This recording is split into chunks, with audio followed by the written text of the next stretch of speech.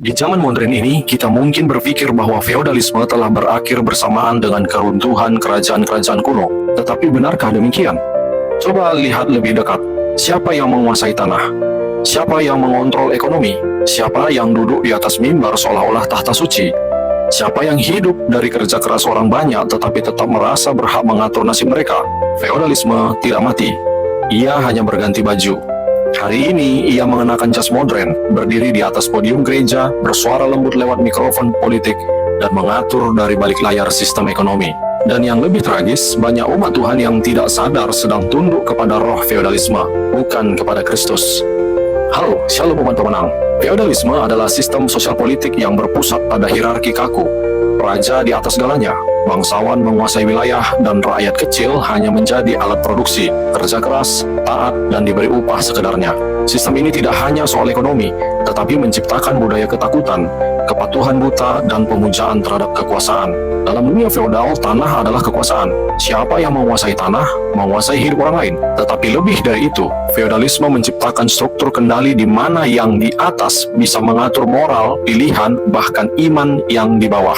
Feodalisme membungkus dirinya dengan ide perlindungan. Rakyat diberi rasa aman, tetapi itu adalah keamanan semu yang dibayar mahal dengan kebebasan dan martabat mereka. Mereka tidak hidup, mereka hanya bertahan. Yang paling menyedihkan adalah bagaimana banyak orang menjadi terbiasa dengan penindasan. Mereka tidak melihatnya sebagai ketidakadilan, tetapi sebagai realitas hidup. Ini adalah cuci otak massal, penghapusan daya kritis, dan pembunuhan roh pemberontakan suci terhadap ketidakbenaran. Feodalisme bukan hanya sejarah, ia adalah mentalitas yang hidup di antara kita. Di tempat kerja, di pendidikan, bahkan di gereja, ia hidup dalam bentuk favoritisme, nepotisme, dan mental budak. Inilah sistem yang membuat banyak orang kehilangan panggilan Allah karena lebih sibuk mencari restu manusia. Mereka bukan pelayan Tuhan, melainkan budak sistem. Feodalisme hari ini bukan raja dan petani, tetapi influencer dan follower, elit dan rakyat, pemimpin spiritual yang tak bisa dikoreksi, dan jemaat yang tak boleh bertanya. Jika kita menyadari betapa rusaknya sistem ini, mari kita telusuri bagaimana sejarah dan kekuatan dunia membentuk serta menyebarkan feodalisme ke seluruh bumi. Feodalisme bukan ciptaan Allah, ia lahir dari kehancuran. Setelah runtuhnya Kekaisaran Romawi Barat, dunia tanpa pusat kekuasaan berubah menjadi ladang ketakutan. Dan di tengah ketakutan, muncullah para penguasa lokal yang menjanjikan perlindungan dengan harga ketaatan mutlak. Para bangsawan bukan hanya menguasai tanah, tetapi juga hati dan pikiran rakyat. Mereka menanamkan ide bahwa ketundukan kepada mereka adalah kehendak Tuhan. Inilah awal dari manipulasi rohani dalam sistem dunia. Feodalisme menyebar luas bukan hanya karena perang, tetapi karena agama dan sistem kepercayaan ikut menopangnya. Gereja Katolik di abad pertengahan menjadi legitimasi spiritual bagi para penguasa feodal. Sebuah perkawinan antara altar dan tahta. Jepang dengan samurai dan daimyo, India dengan kasta dan zamindar, hingga koloni-koloni Eropa yang menciptakan penguasa lokal palsu. Semua menjadi saluran roh feodalisme. Ia berubah bentuk, tetapi semangatnya tetap sama, kendali atas hidup orang lain. Kolonialisme menjadi kendaraan kuda bagi penyebaran feodalisme global. Bangsa-bangsa dijajah bukan hanya secara fisik, tetapi mental dan spiritual. Sistem kelas, penindasan ekonomi, dan dogma rohani diperkenalkan sebagai peradaban. Di Timur Tengah, struktur patriarki dan kekuasaan spiritual bergandengan tangan menciptakan sistem yang menekan wanita, menindas kaum miskin, dan memuliakan yang berdarah bangsawan. Feodalisme adalah virus sistemik. Ia tidak mengenal batas negara, agama, dan budaya. Ia menyusup ke setiap sudut dunia yang membuka pintu bagi ketakutan, kebodohan, dan penyembahan terhadap manusia. Tetapi yang paling mengejutkan bukanlah keberadaan feodalisme di luar sana, melainkan ketika kita menyadari bahwa sistem ini tidak pernah diajarkan dalam Alkitab, bahkan justru ditolak secara keras oleh Allah. Allah tidak pernah menciptakan umat untuk hidup di bawah sistem kasta dan hierarki. Dalam Perjanjian Lama, Tuhan memimpin Israel langsung melalui nabi dan hakim, bukan raja. Tapi ketika umat meminta raja, Tuhan memperingatkan mereka melalui Nabi Samuel bahwa raja akan menindas mereka. 1 Samuel pasal 8 adalah momen penolakan terhadap sistem Tuhan dan memilih sistem manusia. Dan apa yang dikatakan Tuhan terbukti. Raja-raja Israel mencuri tanah, merampas kebebasan, dan menciptakan sistem elitis yang melawan keadilan Tuhan. Yesaya dan Yeremia menubuatkan penghukuman atas raja-raja dan bangsawan yang menginjak-injak kaum miskin. Nabi Amos berteriak tentang keadilan sosial. bahwa Tuhan membenci ibadah yang tidak dibarengi keadilan. Feodalisme bukan hanya struktur politik, ia adalah pengkhianatan terhadap prinsip dasar kerajaan Allah, bahwa semua manusia diciptakan setara dan diberikan martabat ilahi. Di dalam perjanjian baru sendiri, Yesus tampil sebagai sosok revolusioner. Ia tidak datang sebagai raja dunia, tetapi sebagai hamba. Dalam Markus 10 ayat 42-45, Yesus menolak sistem kekuasaan dunia dan berkata, "Yang terbesar di antara kamu hendaklah menjadi pelayanmu." Yesus membongkar struktur sosial dunia. Ia duduk makan dengan pemungut cukai, memulihkan perempuan tertindas, dan menegur keras pemimpin rohani yang sombong.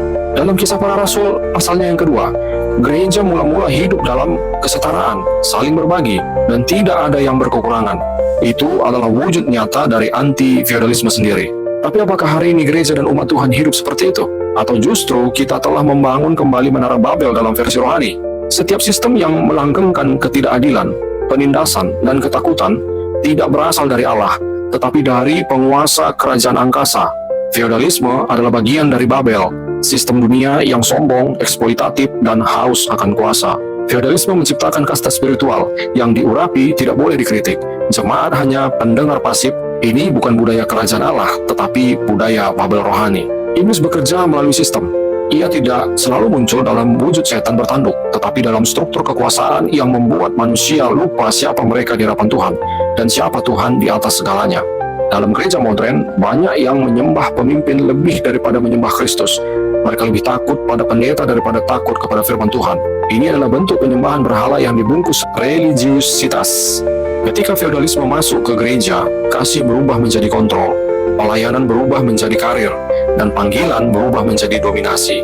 Roh Tuhan tidak bekerja dalam sistem seperti ini. Kita tidak dipanggil untuk menciptakan kerajaan manusia, tetapi menghadirkan kerajaan Allah. Dan kerajaan Allah tidak dibangun di atas hierarki duniawi, tapi di atas kasih, pelayanan, dan keadilan. Jika sistem yang kita jalani hari ini mirip Babel, maka kita harus berseru seperti dalam Wahyu 18 ayatnya yang keempat. "Keluarlah kamu daripadanya, hai umatku." Maka pertanyaannya sekarang, bagaimana kita keluar dari sistem yang telah mencengkram dunia dan gereja ini? Pertama, kita harus bertobat. Metanoia. Bertobat bukan hanya soal moral, tapi juga cara pikir. Sadari bahwa sistem ini bukan dari Tuhan. Kita tidak dipanggil untuk menjadi budak manusia, tetapi anak-anak Allah yang merdeka. Pertobatan sejati bukan hanya soal meninggalkan dosa pribadi, tetapi juga melepaskan diri dari pola pikir dunia yang mengikat kita pada sistem penindasan. Metanoia berarti perubahan cara pandang dari mentalitas hamba kepada mentalitas anak Allah. Banyak orang Kristen masih terikat pada pola relasi atasan dan bawahan dalam gereja, seolah pemimpin rohani adalah perantara eksklusif antara mereka dan Tuhan. Padahal Kristus sendiri telah membuka akses langsung kepada Bapa. Tirai bait suci telah terbelah. Kita tidak perlu lagi menjadi budak sistem rohani yang menakut-nakuti. Bertobat berarti memutuskan hubungan dengan pengidolaan manusia, termasuk tokoh-tokoh rohani yang lebih disembah daripada firman itu sendiri. Gereja harus mengajar jemaat bahwa keselamatan dan pertumbuhan rohani bukan monopoli pemimpin, melainkan tanggung jawab pribadi yang dituntun oleh Roh Kudus. Pertobatan ini harus dimulai dari pemimpin gereja. Bila kepala tidak bertobat, tubuh pun akan tetap dikuasai roh feodal. Selanjutnya, yang kedua, untuk keluar dari sistem feodalisme ini, kita harus hidup dalam nilai kerajaan Allah. Seperti jemaat mula-mula, kita dipanggil untuk berbagi, melayani, dan menolak egoisme sistem dunia. Ini bukan sekedar idealisme, ini adalah mandat Injil. Kerajaan Allah bukan sistem piramida, tetapi komunitas kasih yang egaliter. Dalam Kisah Para Rasul, jemaat mula-mula hidup dalam kesetaraan, berbagi sesuai kebutuhan, dan tidak ada yang merasa lebih tinggi atau lebih rendah. Nilai-nilai ini harus dihidupkan kembali di tengah gereja modern yang cenderung materialistik dan kompetitif. Jangan hanya mengkhotbahkan kasih, tetapi wujudkan dalam struktur dan budaya pelayanan. Apakah setiap orang merasa dilibatkan dan dihargai? Buang budaya VIP dalam gereja. Jangan ada kursi khusus hanya untuk yang penting. Semua umat Allah penting di mata Tuhan. Setiap pelayan harus meniru Yesus yang membasuh kaki murid-muridnya. Itulah simbol kekuasaan yang sejati. Hidup dalam nilai kerajaan berarti menolak segala bentuk dominasi yang mengasingkan orang dari kasih karunia Tuhan. Yang ketiga, kita harus menghancurkan spirit elitisme dalam gereja. Pemimpin adalah hamba, bukan raja. Mimbar bukan tahta, tapi meja pelayanan. Kita harus Kita harus mendekonstruksi struktur palsu yang menciptakan ketakutan rohani. Elitisme adalah musuh tak terlihat yang memisahkan jemaat dari kepemimpinan. Spirit ini membuat mimbar terasa seperti tahta kerajaan, bukan tempat pengajaran kasih. Pemimpin yang merasa lebih suci atau lebih dekat dengan Tuhan akan menuntut ketaatan mutlak, bukan kasih yang membimbing. Kita harus menghapus bahasa-bahasa yang memuja manusia, urapan khusus, nabi besar, pemimpin tertinggi rohani. Kita harus kembali pada identitas pemimpin sebagai pelayan, bukan penguasa. Seorang gembala memimpin dengan kasih, bukan dengan intimidasi. Struktur gereja yang mengutamakan jenjang kuasa ketimbang pelayanan harus direformasi. Ketika spirit elitisme dihancurkan, barulah tubuh Kristus bisa saling membangun dan bertumbuh dengan sehat. Kemudian yang keempat, bagaimana kita keluar dari sistem feodalisme ini? Kita harus mendidik. Gereja harus menjadi pusat pendidikan teologi yang membebaskan, bukan meninabobokan. Ajaran Kristus adalah ajaran kesadaran dan kebangkitan, bukan keterikatan buta. Pendidikan adalah senjata paling ampuh untuk menghancurkan belenggu feodalisme rohani. Teologi yang membebaskan bukan berarti liar atau anarkis, tetapi mendorong setiap orang mengenal Allah secara pribadi. Gereja harus menjadi tempat diskusi terbuka, bukan monolog satu arah yang meninabobokan. Ajaran Kristus adalah ajaran yang menggugah kesadaran moral, sosial, dan spiritual, bukan dogma yang membungkam kritik. Setiap anggota jemaat harus diajar untuk membaca Alkitab dengan pikiran terbuka dan hati yang lapar akan kebenaran. Dan gembala sejati akan melahirkan pemimpin, bukan pengikut pasif. Teologi pembebasan akan membangkitkan umat yang berani bertanya, menggugat ketidakadilan, dan menolak manipulasi rohani. Yang kelima, membangun komunitas alternatif. Komunitas di mana tidak ada yang kelaparan, tidak ada yang merasa rendah, dan semua memiliki suara. Ini bukan utopia, ini adalah salinan mini kerajaan surga di bumi. Gereja harus menjadi tempat pelarian yang aman dari sistem dunia, bukan replika dari dunia yang penuh ketimpangan. Komunitas Kristen harus menampilkan gambaran miniatur kerajaan Allah, di mana kasih, keadilan, dan kesetaraan mengalir deras. Di komunitas ini, setiap orang didengar, dihargai, dan diberi ruang bertumbuh. Tidak boleh ada orang lapar secara fisik maupun rohani di tengah gereja yang katanya penuh kasih. Gereja bukan perusahaan dengan target konsumen, tetapi keluarga besar yang saling menanggung beban. Komunitas alternatif ini adalah bentuk perlawanan terhadap sistem kasta modern yang merasuki kehidupan jemaat. Di dalam komunitas ini, kita mengalami kasih bukan hanya sebagai ajaran, tetapi sebagai budaya hidup. Yang keenam, lawan sistem ini secara aktif. Berdiri menentang korupsi, nepotisme, dan manipulasi baik di gereja maupun masyarakat. Umat Tuhan bukan penonton, tetapi agen perubahan. Injil bukan hanya penghiburan, tetapi deklarasi perang terhadap kejahatan struktural. Gereja harus berdiri di baris terdepan melawan korupsi, penindasan, dan pembodohan, baik di dalam maupun di luar tembok gereja. Jangan berdiam diri di saat gereja dijadikan alat kekuasaan. Bangun kesadaran politik jemaat tanpa harus terjerumus dalam politik praktis. Dorong jemaat menjadi garam dan terang di tengah sistem yang busuk, baik sebagai pejabat, guru, pebisnis, maupun pelayan masyarakat. Gereja harus aktif membentuk opini publik, menyuarakan kebenaran, dan menolak kompromi dengan dosa struktural. Gereja yang diam adalah gereja yang mati. Gereja yang berteriak melawan ketidakadilan adalah gereja yang hidup dalam Roh Kristus. Dan yang terakhir, saudara, bagaimana kita keluar dari sistem feodalisme ini? Doakan dan tangisi kondisi ini. Biarlah roh kita terganggu, hati kita tidak tenang, dan mulut kita berseru kepada Tuhan untuk pembaharuan total. Doa bukan pelarian, tetapi kekuatan transformatif. Kita perlu membangkitkan kembali roh pertobatan kolektif seperti di zaman Nehemia dan Ezra. Tangisan rohani adalah tanda bahwa hati kita masih peka terhadap ketidakadilan dan penyimpangan.